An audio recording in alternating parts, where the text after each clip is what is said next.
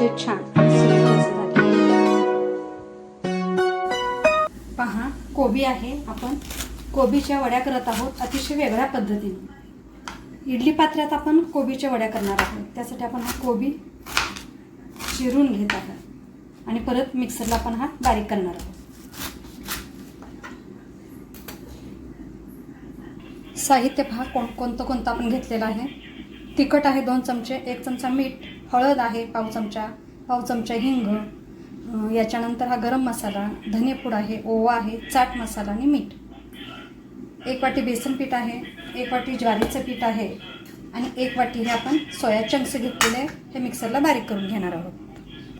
प्रथम हे soya chunks आहे हे आपण बारीक करून घेतो.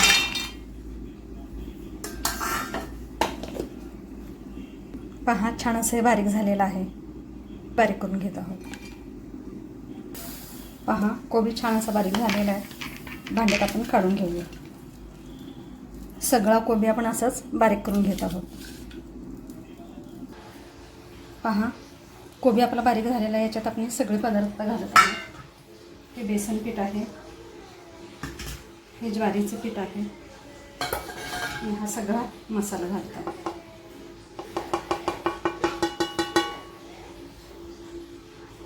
1 चमचा आपण तेल घातलेलं आहे. लसूण आणि आल्याची पेस्ट,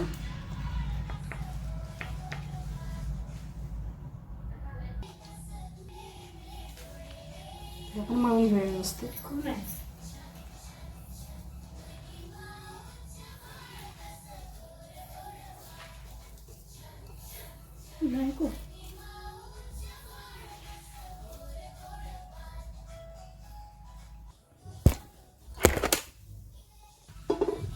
पहा, आपण पाणी अजिबात घातलेलं नाही. आवश्यकता लागली तरच पाणी घालणार आहोत.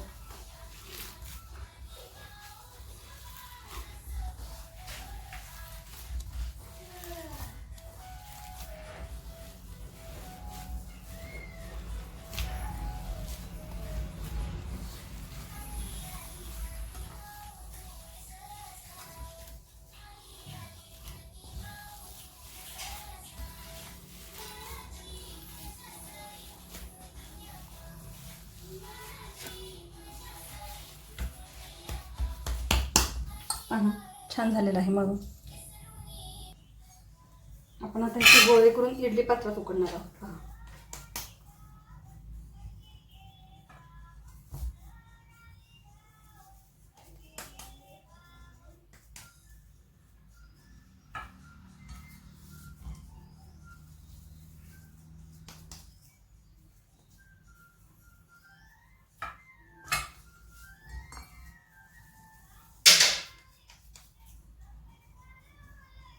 सगळे गोळे आपण हे असे करून घेत आहोत. पहा, सगळ्या प्लेट आपण भरून घेतलेल्या आहे. आता इडली पात्रात उकडण्यासाठी ठेवत आहोत.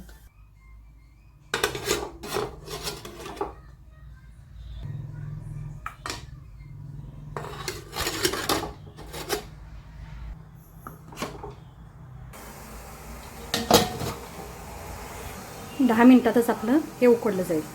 पहा, उकडलंय का बघूया. छान असं उकडलेलं आहे. पॅन आपण तापत ठेवलेला आहे. त्याच्यात आपण हे तेल घालतो.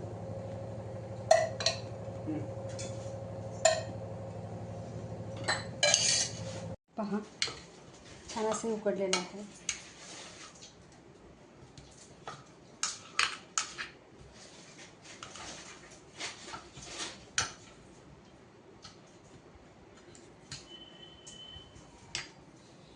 तापलेलं आहे. याच्यात आपण हे तीळ घालत आहोत आणि याच्यात ठेवत आहोत.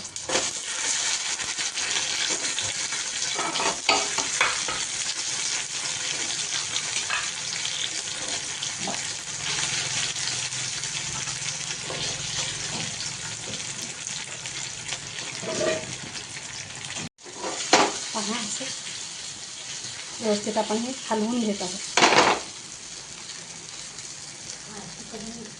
वरच्या बाजूने आपण तिळाचं सोडत आहोत प्रत्येकाला.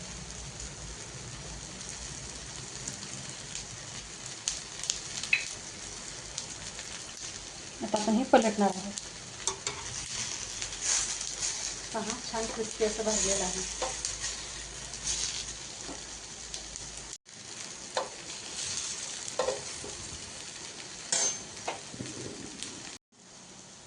दुसरी बाजूही छान अशी भाजलेली आहे. गॅस आपण बंद करत आहोत. प्लेटमध्ये आपण काढून घेत आहे.